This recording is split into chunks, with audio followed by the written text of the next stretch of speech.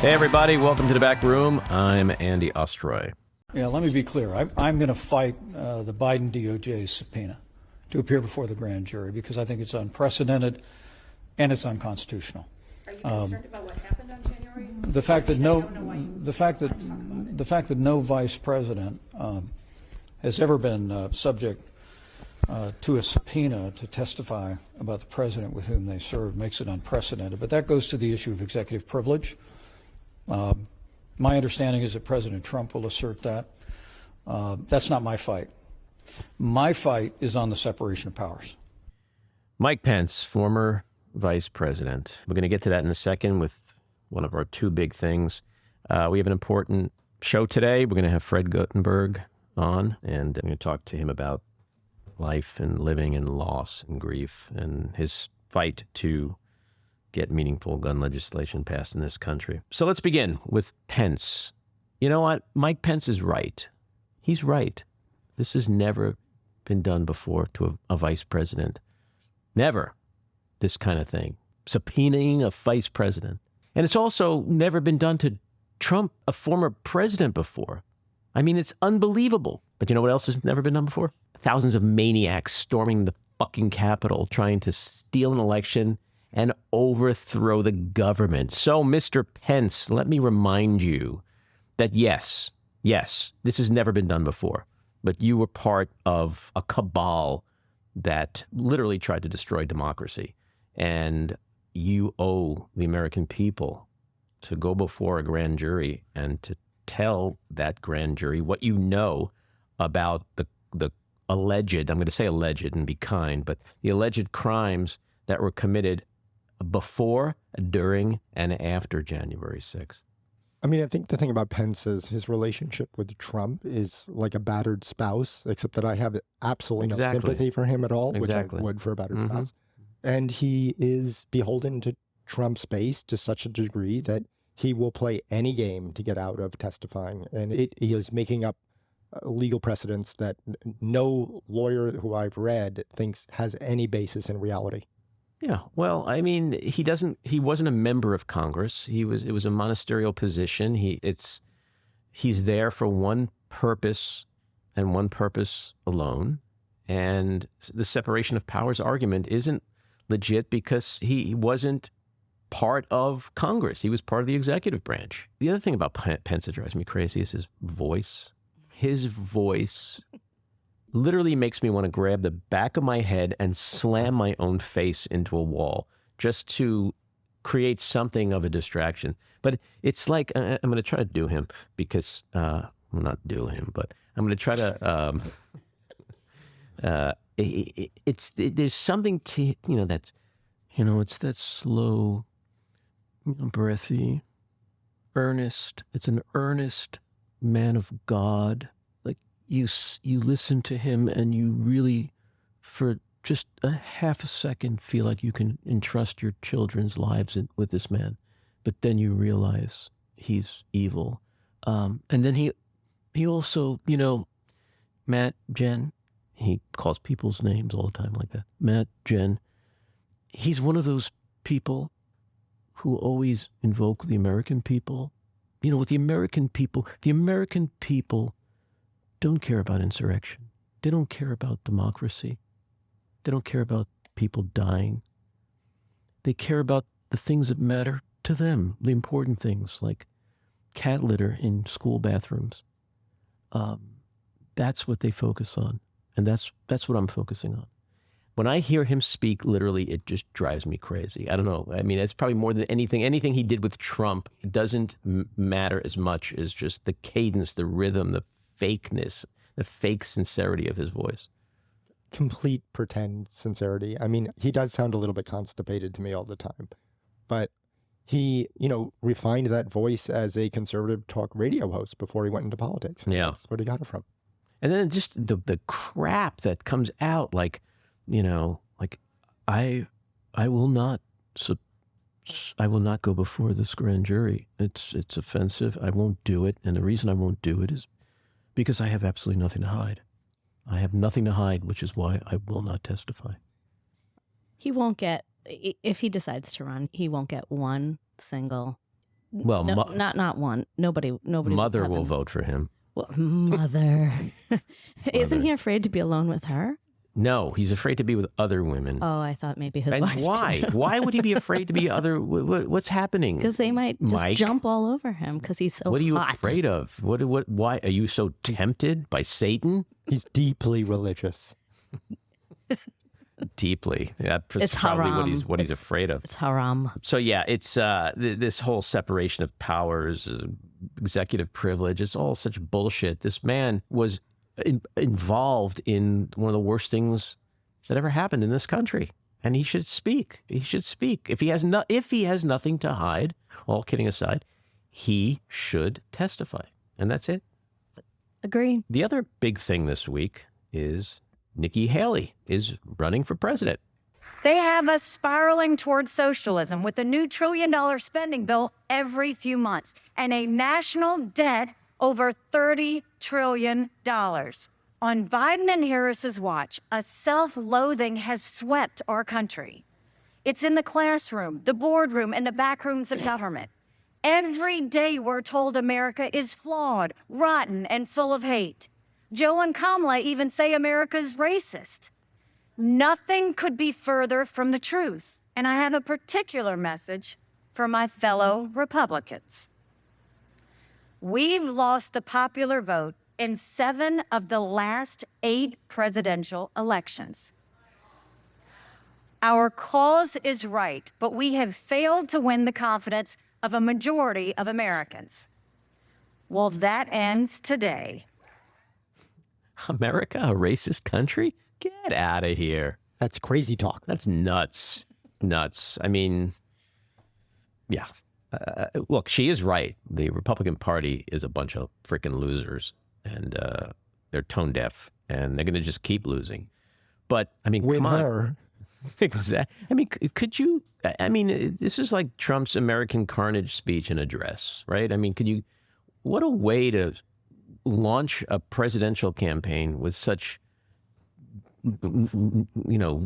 dystopian, darkness and negativity and just gloom and doom. Like this is all they do is do that, play that game. Like, but the reality is all of it was true when Trump was president and they were in charge.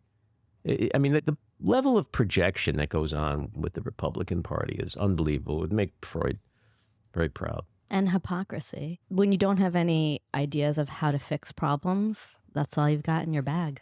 Yeah, look, I do think on some level there's progress in this country anytime a woman or a woman of color rises to a level of prominence where she can legitimately, and we could say she's legitimately running for president. She's not a quack candidate. But the hypocrisy, Jen, that you mentioned is if you truly believe like where you come from is part of who you are, and it's important to be who you are and to progress in this country, then how are you a member of a party that basically is against who you are as a woman and as a person of color? Does she really think that America is not a racist country? Denial is not just a river, I believe. It's a good point, Matt. Yeah, so it's going to be interesting to see not just what happens with Nikki Haley, but now that she's opened that Pandora's box, how many will follow? And the more that do follow, the better it is for Trump, because it'll just be a repeat. It'll be a repeat of 16, where there's 10 plus candidates who he destroys on a debate stage. They each end up with 1%, 2%, 3%. He gets his 30, 35% MAGA crazies and gets the nomination. And here we are again. Fuck insurrection. Fuck all the racism and all the crap that we've known for the last 7 years. Here we are again with Donald Trump as the Republican nominee for president. It's kind of mind-boggling, isn't it? It looks that way for sure. And I mean, DeSantis, of course, is the one pick that everyone thinks is going to be the winner in this primary. But, one wonders, is she running for president or is she trying to be the VP for DeSantis? I got to say, and I'm not a gambling man, but I don't even think he's running. DeSantis? Yeah, that's my bet. Wow. That's my bet. I'm going to have to bet against you.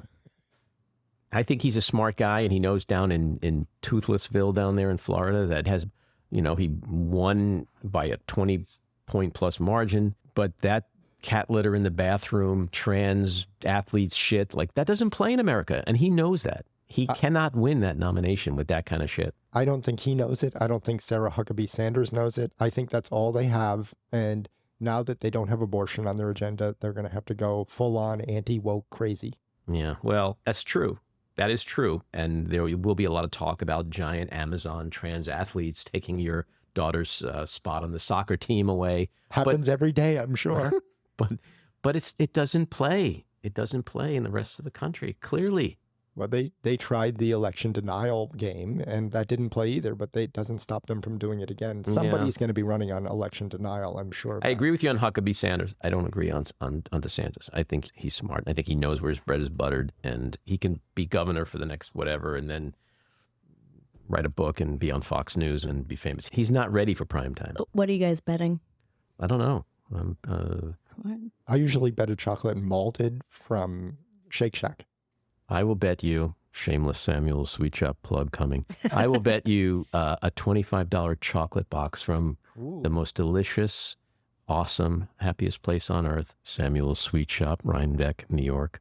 Can I SamuelSweetShop.com. Can I get that all dark chocolate? Because then you got to bet. You get whatever you want. Okay. Yeah, that's cool. All right, so let's go to winners and losers. Who wants to start? Jen. All right. My winner, Georgia's grand jury, whose panel pointedly noted that it unanimously agreed that Georgia's 2020 presidential vote had not been marred by widespread fraud, contrary to what Trump and many of his allies have claimed. Mm-hmm. My loser, doctors and nurses in red states. At least 36 bills are being introduced in several state legislatures aimed at punishing doctors and other medical personnel with up to 10 years in prison as a way to regulate abortion. My loser this week is Sydney, Microsoft AI's powered Bing search engine, where New York Times reporter Kevin Roose spent a couple of hours chatting with Sydney, only to discover that the AI best resembles a moody, and I'm going to quote him, moody, manic, depressive teenager who has been trapped. My winner this week, I'm going to go to Nashville, Tennessee, to Democratic Councilwoman Zulaf Zuara. I hope I pronounced her name correctly. She is fighting a proposal by 2 Republican state lawmakers to change a portion of the street named after the late Congressman and civil rights icon John Lewis to be renamed Donald J. Trump Street. That sounds appropriate to me. My winner, Kansas City Chiefs quarterback Patrick Mahomes. Need I say more? And my loser, Fox News. A New York appeals court upheld Smartmatic USA's multi-billion-dollar defamation suit over false accusations of rigging the election for Biden. They're in trouble. And that brings us to this week's rant. Let's talk about Nikki Haley, the woman of color, who just announced she's running for president as a member of the party that hates women and people of color. For the record, I love women and people of color. And my party loves women and people of color. In fact, we love all minorities and immigrants, religions, and genders. We don't fear black and brown people, or Jews, or Muslims, or married gay people, or trans kids and pronouns, or strong, powerful, opinionated women. That would be the Republican Party. The Republican Party will not be nominating a woman of color. They can pretend they're inclusive and progressive, but the truth lies in reality, which is the GOP's presidential nominees are rich, white men whose sole purpose in life is to keep America's wealth and power in the hands of, you got it, rich, white men. In her kickoff speech Wednesday, Haley said, "The America I see will win the fight for the 21st century, and it will require some things we've never done, like sending a tough-as-nails woman to the White House." And she also said, again, "You should know about this about me. I don't put up with bullies." She can talk all she wants about being tough and anti-bullying, but the truth is she showed nothing but shameless fealty to a sexist, predatory, racist bully for 6 years. Citing her own heritage and accomplishments as proof, Haley declared, "America is not a racist country." Really, Nikki? America is not a racist country? I'm just going to end it there, because that one statement alone indicates which side Nikki Haley is ultimately on. Let's bring out our guest, Fred Guttenberg. Fred is a leading gun reform and political advocate and father of 14-year-old Jaime, who was murdered in the 2018 Stoneman Douglas High School mass shooting in Parkland, Florida, in which 16 other students and teachers were killed. He is the founder of the nonprofit Orange Ribbons For Jaime and author of the books Find the Helpers and the just-published American Carnage, Shattering the Myths That Fuel Gun Violence. Fred, welcome into the back room. Welcome back into the back room. No, it's my honor and my pleasure. You're a friend. And unfortunately, you became a friend because of what happened to both of us. Right. Violence. And I was telling you before we went on how I've really stopped doing most of these podcasts because I just found that they were getting exhausting, and I was doing a lot of podcasts for a lot of people, and I wasn't sure what it all meant. But you're, like I said, you're a friend, and I know your podcast is reaching far and wide, and I'm glad that you have me back. Well, you are a friend. One of the people that I always try to find humor in even the worst of things in life, and so I have this thing I call my tragedy buddies. I have a lot of people who there's like my friends who understand everything. We finish each other's sentences. We've walked each other's shoes. We know the landscape. We don't give each other platitudes. We don't tell each other everything's going to be okay. And so there's that group of people that I've met whose husbands got murdered. You're on the list. You're on the list of people who I say I hate that I know, but I love you. Yeah, likewise, Fred. Love you back. Tough, hellish week for you. Tuesday, Valentine's Day of all days. There's such a perverse irony in that alone. But Tuesday marked the 5-year anniversary of Jaime's murder at Marjory Stoneman Douglas mass shooting down in Parkland, Florida. How are you doing? How is your family doing? Tuesday sucked.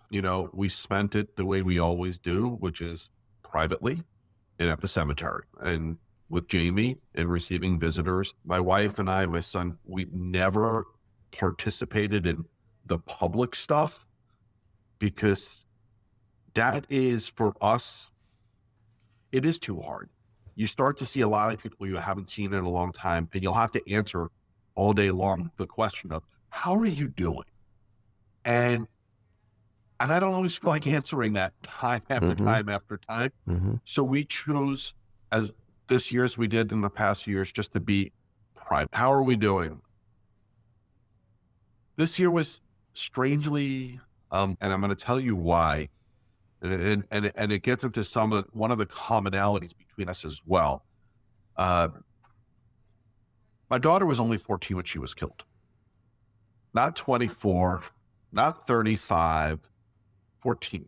And what happened this year is because she was only 14, we ran out of new pictures to find new videos, new memories. We don't have the high school stories. We don't have the first boyfriend stories. I don't have the teaching her to drive stories. I don't have anything about her best years in college, which you have a daughter who's college age. You get that. It all for us just stopped. And this was the year where that really hit us. Because over the past few years, whether I was talking about Jaime's early years or her middle years or her bat mitzvah or the amazing things she did during dance or with her friends or for time with kids with special needs or with the dogs, I always was able to find something unique and new. I can't anymore. And that sucks. I was going to ask you if it gets harder, because I know my own experience how it just came in waves, and it's been, for me, losing Adrian was 16 years ago, and it's still raw in so many ways, and I can only speak for myself, and I don't know if it ever gets quote unquote better. It just gets different. Is it different for you right now? In what ways, besides the memories, the images, just what is that roller coaster like right now? Where are you in that roller coaster right now? No, and so I wrote a lot about this and sharing it on February 14th, because I've really been trying to process this for a while now. Like, where the hell am I? And so I'll start with the ending of the criminal trial, because that really started a different process for me. And it's not that it's better, but I think the word you use, different, sums it up. Everything is a process on the journey to some new version of normal, right? Which I think is a concept you understand.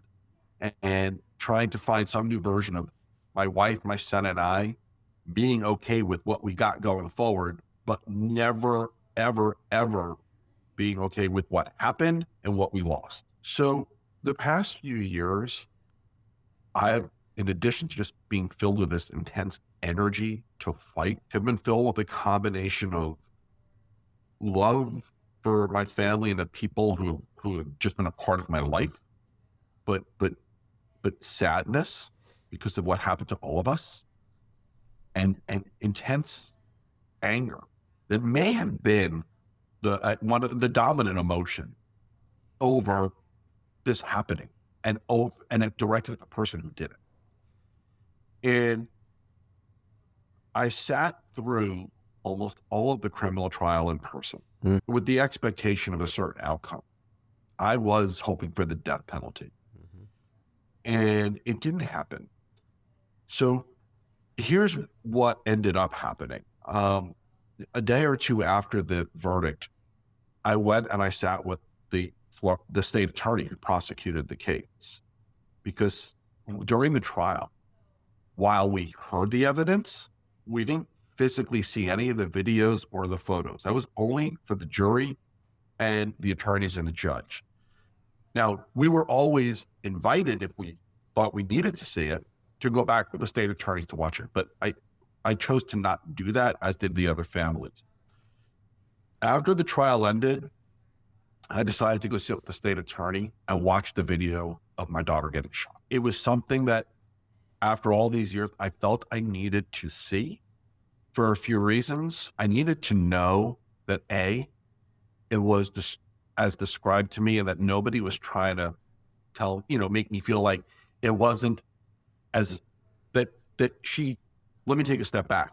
I always had this fear that my daughter suffered, because I had been told she likely died instantly. And I always had this fear that she suffered even for a second.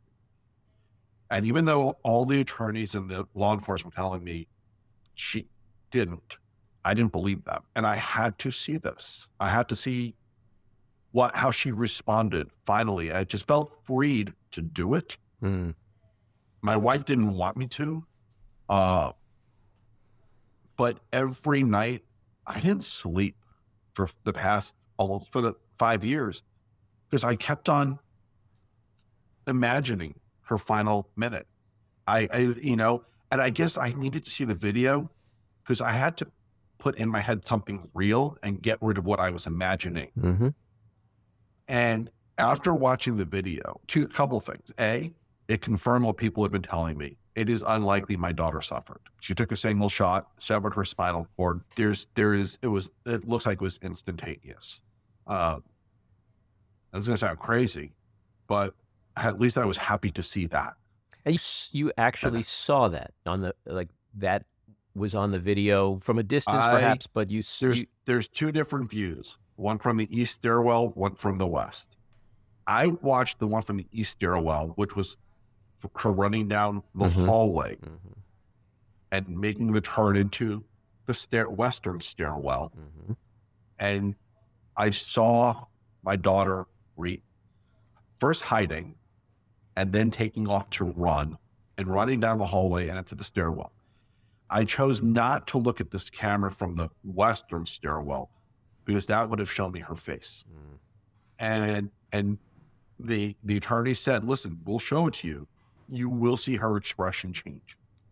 And I couldn't do that. I couldn't bring myself to do that, but I watched from the eastern stairwell. And I tell you all of this because A, at least the imagination that I had over, was any detail that someone told me wrong? Did she suffer? It's gone. It actually strangely gave me a sense of peace that I was able to put this out of my head. Immediately following watching the video, I was actually really broken and upset. And I did what I often do. And I went to the cemetery to sit with Jaime. And I told her about it. And I was telling her about the outcome of the trial and about watching the video and what I had seen. And it hit me while I was doing that, that no matter what the outcome of the trial was, no matter what happened to the person with the verdict, I'm still sitting here talking to my daughter at the cemetery. Mm-hmm. And nothing changed. And in that moment, for the first time, I let go of this intense anger I had for years, directed at the person who did it. And I started just focusing on the reality of life going forward. Mm-hmm. Not that I'm not angry and have intense hatred towards him, but he's out of my head. That's the key thing. And I will not think about him, what's going to happen to him, how he's being treated, the criminal process, ever again, until I read the inevitable news report of prison justice. Mm-hmm. He is out of my head. So you when we first met, when I was making my film and I was planning to meet with Adrian's killer, it was something that not just you, but a lot of people didn't really understand. Just like I'm sure there are people... We talked about that, I remember. Yeah, just like I'm sure there are people who don't understand why you watch the film. I get it. The video, I get it. I totally get it. And I would have done the exact same thing, obviously. But I'm wondering if, this is all a process. And so... do you ever think, is it possible, you came from a place of, I couldn't watch the video, then you watched one of the videos or one of the angles. Do you ever think, maybe 3 years from now, for whatever reasons, you may want to watch that second angle, or 5 years from now, you may, whether it's the anger or other feelings subside or get moved away, or you just refocus, that you might want to sit down with that killer? Or do you just know viscerally you will never, ever, ever sit down with him? So those are two different questions. One on the other camera angle. The answer is, hell if I know. Mm-hmm. Honestly, the thing about this, there's no manual or textbook for how people like you or I should feel and what we should do next. And it really ties to what President Biden told me, which is, we all grieve differently. I always try to encourage people to not do what you need to do to move forward in this new process of normal based upon what someone else did, but figure out what you need to do. That's right. And so will I decide somewhere down the road that seeing that will matter to me? Hell, I might. I don't know. I know right now I don't need to or want to. As for sitting down with the monster who did this, that will never happen. Saw enough of him sitting in the trial. I have nothing that I need to hear from him. And that would be the only reason that I think I would ever even consider it. But the being in the same room with him during the trial was hard enough. Hearing him explain to me anything that he might want to, because he wants to get it off of his chest, I don't need to do it. That will never happen. Yeah, it is a very personal choice, and you're right, there is no roadmap. And just like with you watching that video or me doing what I did, it's really nobody's business, and it's because you don't know what you would do until you're in this kind of a situation. So, I always found it odd that people would say to me, why would you ever want to meet with the kid? But I had my reasons, and they were my reasons, and I didn't really care what anybody else felt. And they helped you in that process of moving forward. And that's all that matters, there was a cathartic process for you that has helped you to live life, to be a better person for those you love. Nobody else's business how you do it. Right.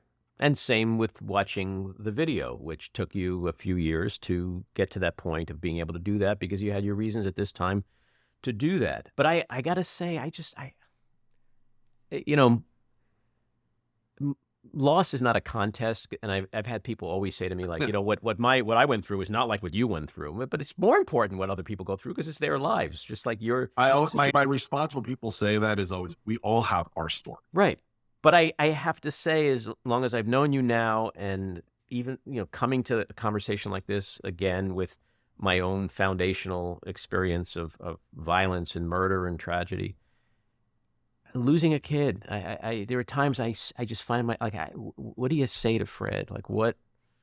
And then imagining sitting and watching that video, facial or no facial, just seeing my child, like, you know, I've said this to you privately, and I'm going to say it publicly again. You are my hero. Your strength, your resilience, your ability to sort of pick yourself up from this shit pile and do the things you do. And not just for yourself or for Jaime or your family, but what you do, what you're trying to do and have done successfully in part for the rest of us out here. It's, you know, there are a few people, Fred, that walk the earth like you do. You know, I'm so uncomfortable here when people say that to me, because I just see myself as a dad reacting to what happened to my kids. Yeah, but it's more than that. You know, it's way more than that. I'm still a guy who this week, on February 13th, the evening of the night before the 5 years, right? My wife was sitting downstairs watching Jaime's bar mitzvah video. It's the first time she pulled it up in all these years. And I heard it and I walked out of the room. I couldn't. I just couldn't. You know, we all have our the realities of how we are affected and how it pushes us and motivates us. Like I said, I'm a dad. I want my son to grow up. He's 22 now, but I want him to grow up, and if he chooses to bring kids into this world, to not have this be the number one concern that he would have, which it is right now. And if I can be any part of making sure that he goes forward in this world with this being less of a concern, then that's what I'm going to do. You can't shut me up. The worst thing that could have ever happened already did. And that's that. Monday night, something else happened out in this world where another shooting took place at Michigan State. On the eve, I mean, it's awful for America, but I want to understand from your perspective, for you and for your wife and son, on the eve of Jaime's murder, what must you be thinking when you see that? I mean, I just can't, it's hard for me to understand how you have to, and I said this to you last time we spoke, like, every week there's another shooting, and there's shootings at schools, and it just must be putting you and your family through the freaking grinder every single week. Like, how do you ever grieve and reconcile any of this when this shit just keeps happening over and over and over again as a reminder? So we do it differently. My wife and son, this is why they have chosen not to throw themselves into this. It's why they have a hard time even just paying attention to the news, because it just keeps bringing back and triggering really bad stuff. And for me, I was just like, are you fucking kidding? And then on the flip side of that is, why is anybody surprised? You know, to even make it worse, one of the families who we know locally from Parkland, who have a child, I'll leave it as vague as that was in the Parkland shooting, have a child who was on that campus, attending that university, and has now been a part of 2 shootings. Jeez. Which is just reality in America today. So I will tell you, I had such anger and sadness that night. But the next day, also watching the way Michigan and the Michigan leadership from, Governor Whitmer and their lieutenant governor and their, House and the Senate, and the university decided to tackle this and to really, really tackle the issue of gun violence in Michigan. And it also gave me hope, because people always say to me, how in the world do you continue to find the energy and hope to keep doing this? And I will tell you, it's when I see moments like what happened the day after that shooting in Michigan, where you had everyone really deciding to pursue this in a really responsible, aggressive way, and not paying any attention to the bullshit antics of a gun lobby that has lied to this country for far too many years and put us in the place where we now hear news of these shootings and we're like, yeah, of course. Like, why is anybody surprised? And I was inspired to be candid by how Michigan has been responding since. But that's the incredible thing about you, Fred, is that you're able to sort of process this kind of stuff in a one step backwards, two steps forwards kind of way, which is not easy to do for someone in your position who, at the moment you're getting ready to deal with a 5-year anniversary, boom, it's like you got to deal with this shit of seeing other kids get killed and other shootings taking place. Like, it's just, it's almost like a cliche of how much is one person, one family, one country, one nation. And yet, do we have to endure this? And yet Michigan is a state, okay? And here's how. They didn't have red flag laws before. Amazing, right? But, they did not have Democratic control of their House and Senate before. They do now. They did not have red flag laws before. Red flag laws, they save lives, full stop. They've now been used about, I think, 8,000 times in Florida, okay, to remove weapons from somebody who was a threat to themselves or someone else. They save lives. Michigan will now have red flag laws. Because of what happened this week in Michigan, somebody will be stopped from a future shooting. A life that we will never know about, a father who we will never read about, will send their child to dance or college because of the way legislators are going to respond now. And so we'll never know how that happened, because thankfully we'll never get to know that person because their daughter or son didn't get killed. And it is this unknown quality to the work that I now do that keeps me going forward. Yeah, you wrote about this in a Facebook post this week, and it's an interesting thing to consider with this kind of struggle, this kind of fight, because we see the people who die, but we don't see the people who live. It's an intangible, it's unknown, it's invisible, right? I always think about, like, when I'm traveling somewhere, if I, well, let me go down this road. You know what, I'll go down this road. Like, we never know that had we gone down the other road, we might have gotten into a head-on collision with a car, and we just saved our lives. We have no idea because we decided to take a right instead of a left. It's the same thing here. When I saw that, it was so interesting to me for someone like you to have to I think it's important to hold on to that, because it's a reminder of the work you're doing and why you do it.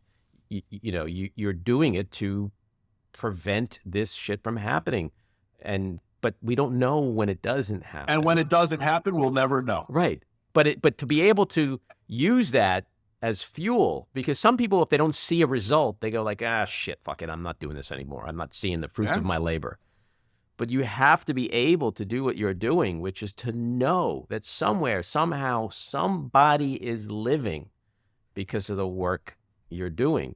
Otherwise, how, under your circumstances, with the loss of your own child, how do you keep doing it if you don't hang on And to while that. knowing that the reality of 400 million weapons in America means gun violence will continue, and you have to keep working harder to put up barriers in front of it and to take on a lobby that continues putting forth the bullshit that the only way to solve gun violence is more guns.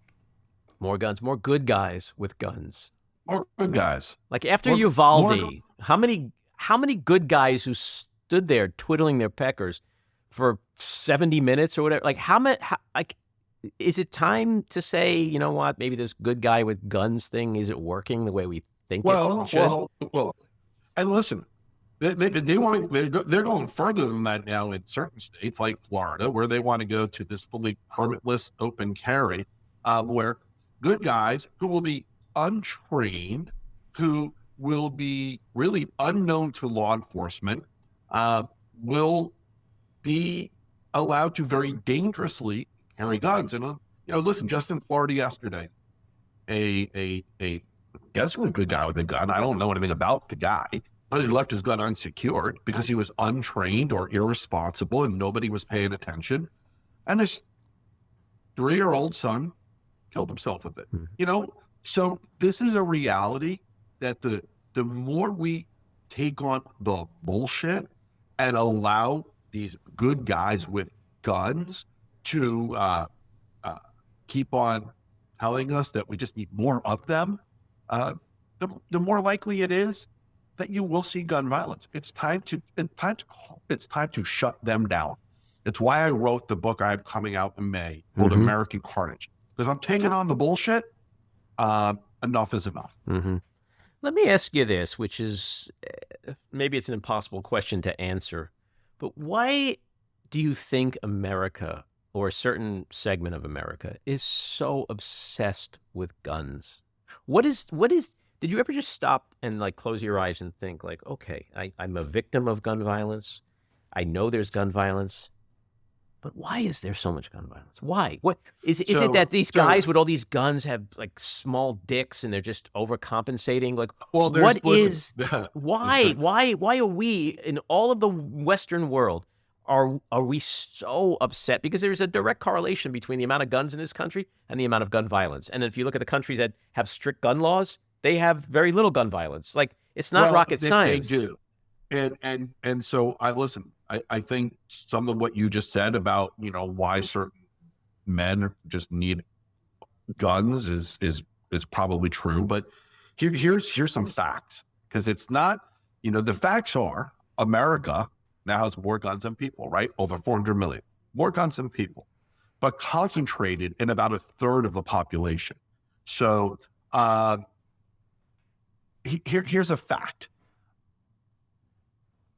It's not only in about a third of the population, but also concentrated in certain states. And I always have said to people, the true border crisis in America is between the states. Because you have red states with permissive gun laws where guns flow to blue states. Right. It's New York, New Jersey, they've been tracking where the guns used in crimes come from, and they're coming from out of state, about 77%. So we need to stop thinking about this as why is America? It's why is a minority of America allowing the majority to have to live with gun violence? How did we let that happen? How did we allow a minority to put America in this place?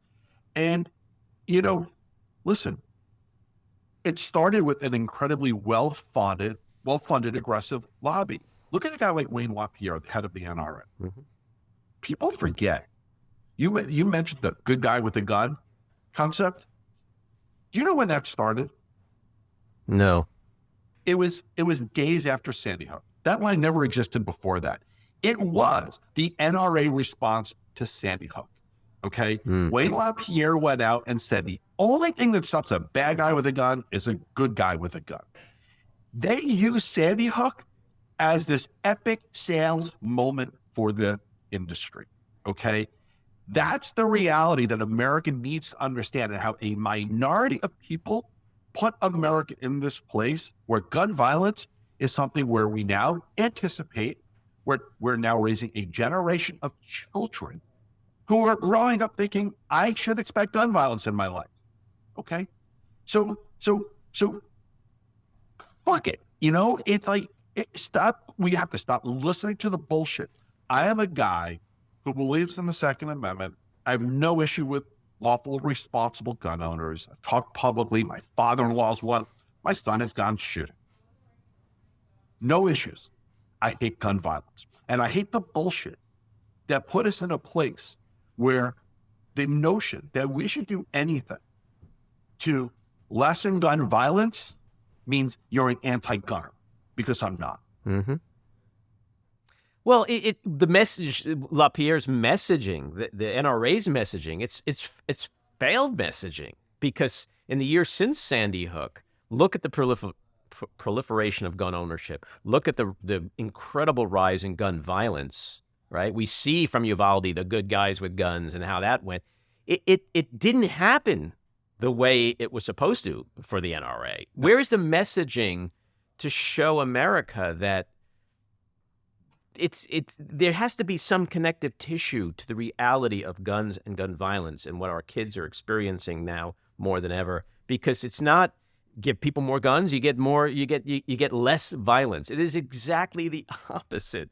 And it's like, again, not rocket science, but how are we behind the eight ball with this messaging in this country? It's why I wrote American Carnage with Tom Gabor, and that's coming out in May. Mm-hmm. And it's because it does. It takes every one of these myths and all the bullshit that has fueled this now, okay?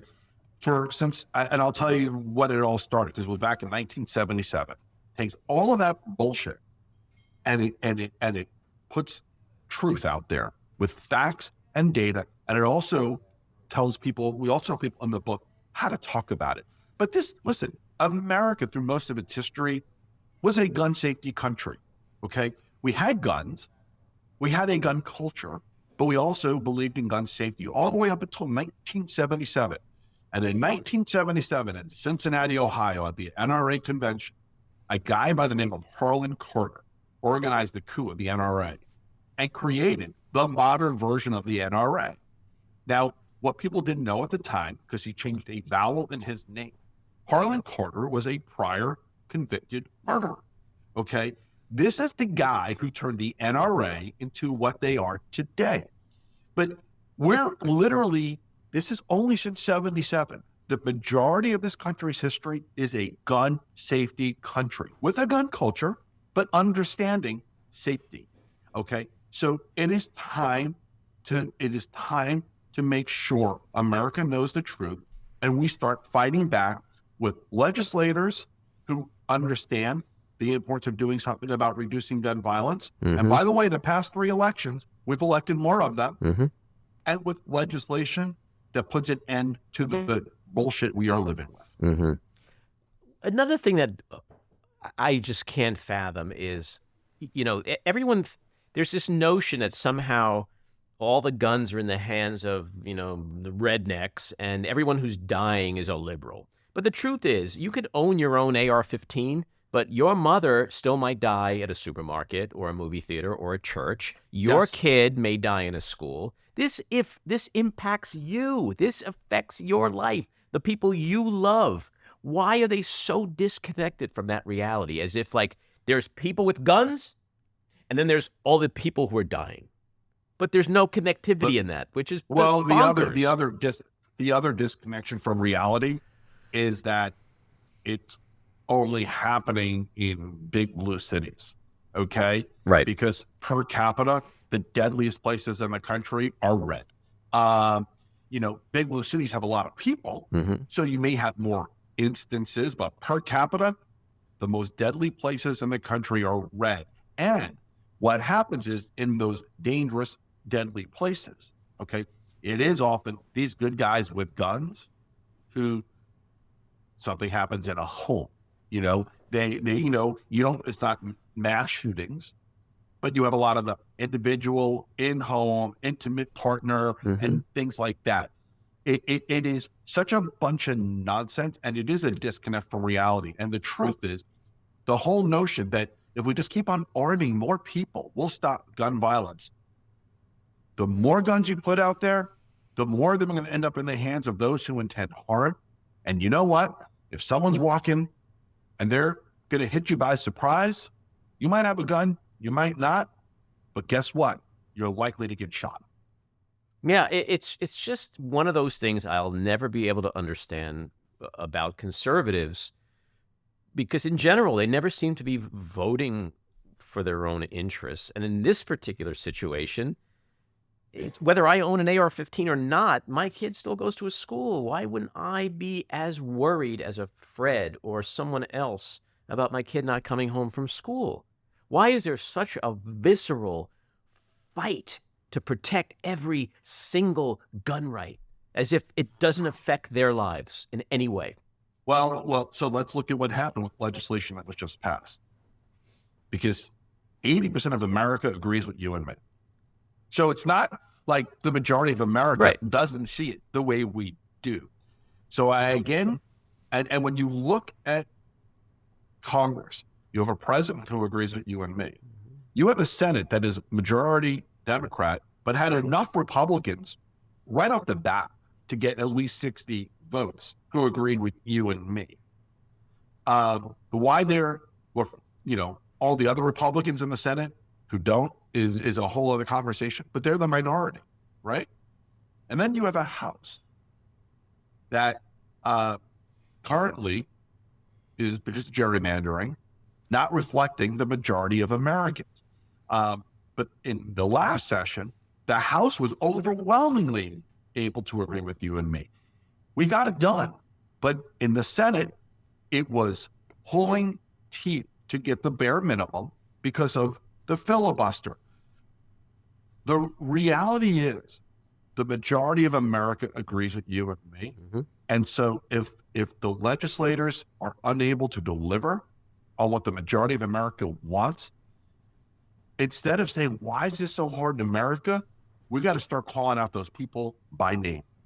And we got to start working hard. Listen, in the House, where, you now have McCarthy in control. But the truth is, in Florida, which was a disaster, we actually added 2 additional people who believe in gun safety, Jared Moskowitz and Maxwell Frost. Mm-hmm. In New York, you elected a gun safety champion, Dan Goldman. But the one that really blows me away is in Ohio, in the Cincinnati area.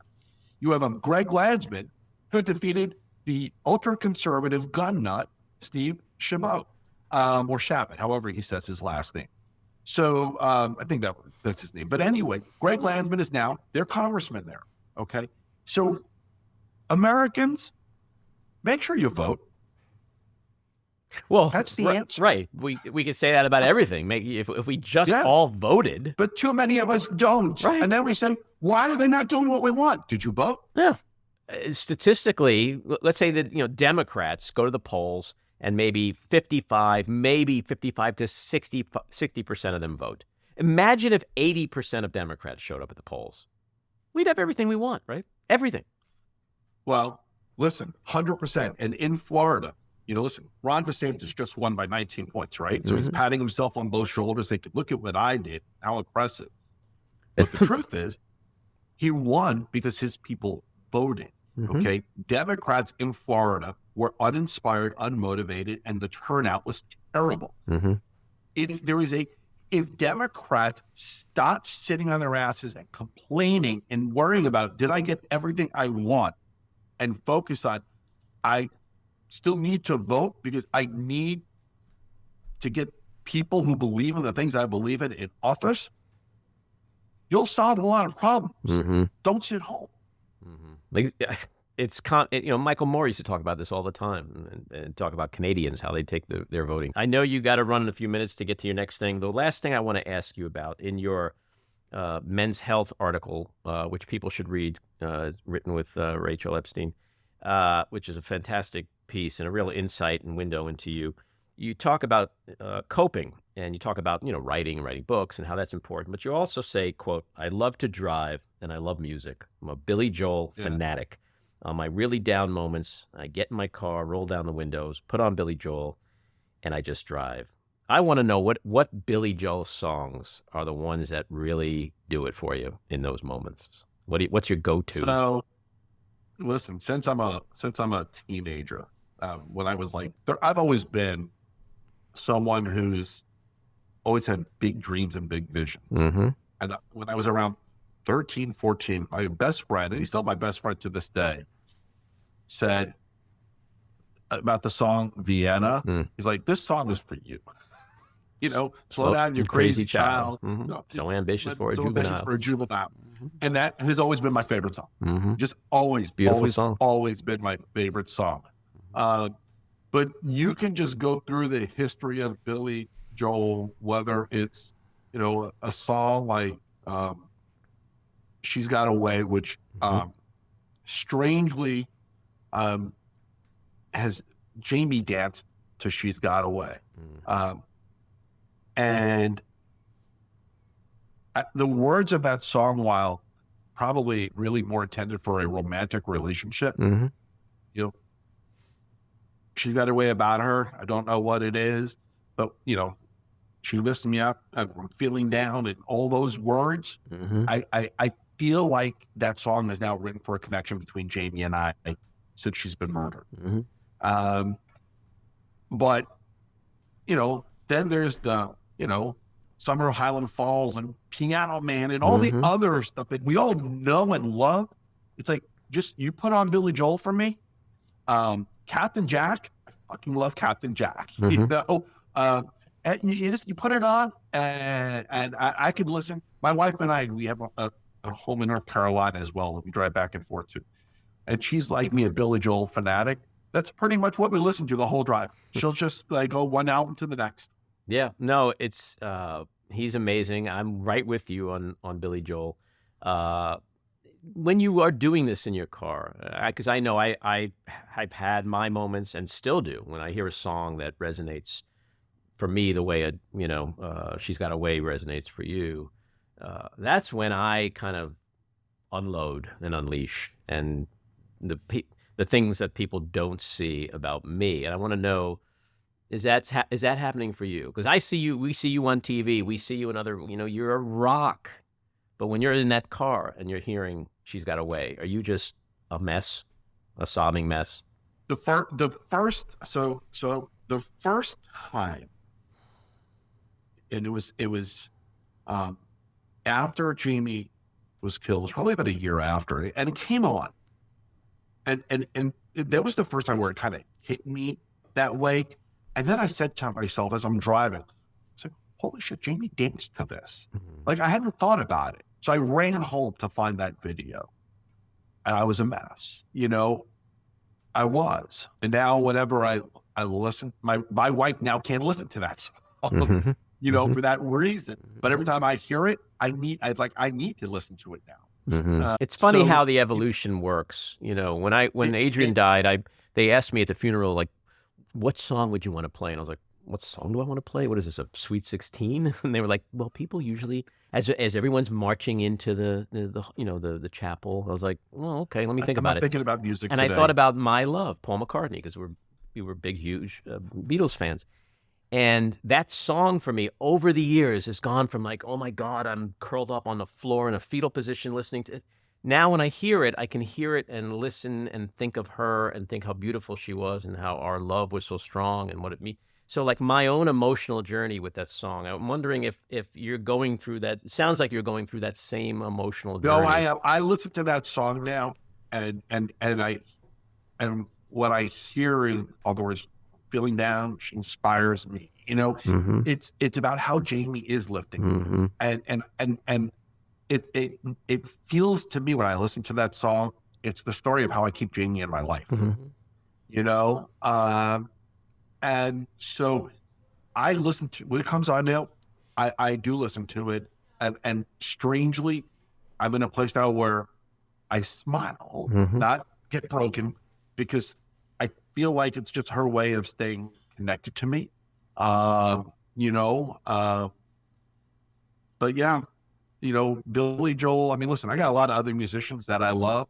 I mean, the Jaime song between Jaime and I was Elton John, Tiny Dancer. You know, she was my tiny dancer. And so that song has always had a really unique place. And a few months ago when Elton was doing a concert in Pittsburgh, somebody reached out to him to let him know that. He actually dedicated the song to Jaime. But Jaime was my tiny dancer. And strangely, and this is like, people always say, do you think Jaime sends you signs? I got to tell you something. When I am in my low down moments, that song comes on the radio always at the right time. It just does. Well, you can make it out what you want. No, look, music is an amazing thing in terms of catharsis and what we do with it and when we need it and how we process it. And it's great that Elton John did what he did, and Billy Joel somehow should know about his significance in your life. And, well, I just got to say, Fred, you never cease to amaze me. You're an inspiration to so many, and you're a fucking warrior. I say that to you all the time, but you're a warrior. So keep fighting, keep listening to Billy Joel, and we'll talk again and hope to see you soon. Love you, bud. Likewise. Talk to you later. Take care. That's episode 44. If you like what you've been hearing, and even if you don't, let us know. We appreciate the feedback. You can leave us a message at 845-307-7446. Email us at backroomandy@gmail.com or tweet to me at Andy Ostroy. And when you listen, please take a moment to rate and review. It's very helpful. I want to thank my co-producer, engineer, and editor, Maddie Rosenberg, associate producer, Jen Hammoud, Cricket Langell for our artwork, Andy Hollander for our kick-ass music, Patricia Wind and the Epicurean for the Backroom Studio, and a big thank you again to our guest, my friend and warrior for gun reform, Fred Guttenberg. So keep your eyes on Washington, Hollywood, and your own backyards, and we hope you'll join us again next time. Have a great week.